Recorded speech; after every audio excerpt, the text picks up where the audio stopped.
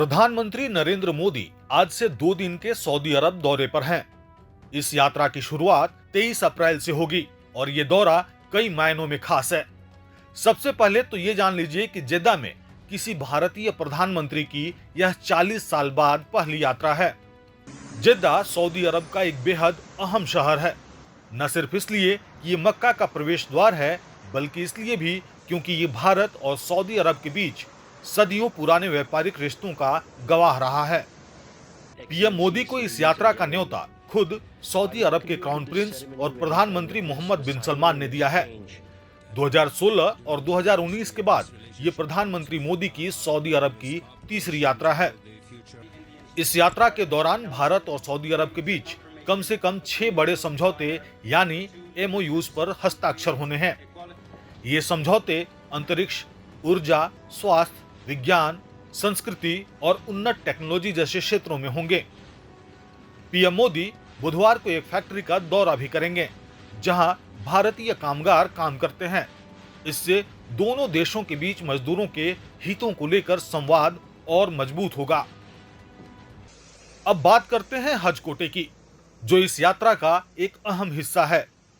2014 में भारत का हज कोटा 1,36,000 था, जो 2025 में बढ़कर 1,75,025 हो गया है।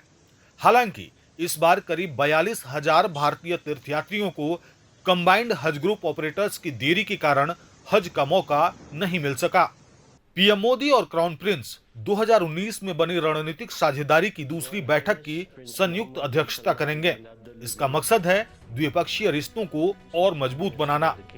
आपको बता दें कि 2023 में सऊदी अरब के क्राउन प्रिंस भारत आए थे और G20 समिट में शामिल हुए थे। तब उन्होंने इस परिषद की पहली बैठक की सह अध्यक्षता की थी। भारत और सऊदी अरब के रिश्ते आज सिर्फ तेल और व्यापार तक सीमित नहीं हैं। ये दोस्ती अब रक्षा, सुरक्षा, शिक्षा, संस्कृति और टेक्नोलॉजी जैसे क्षेत्रों में भी नई ऊंचाइयों पर पहुंच रही है। पीएम मोदी की यात्रा सिर्फ एक राजनयिक दौरा नहीं, बल्कि भारत और अरब के रिश्तों का एक नया अध्याय है। Between Saudi Arabia also and India, beneficial relations for both countries. There was no disagreement at all during the history of this relationship, but there is cooperation to build the future of our country and create opportunities. Today we're working on the future opportunities. There is a huge agenda to be working with.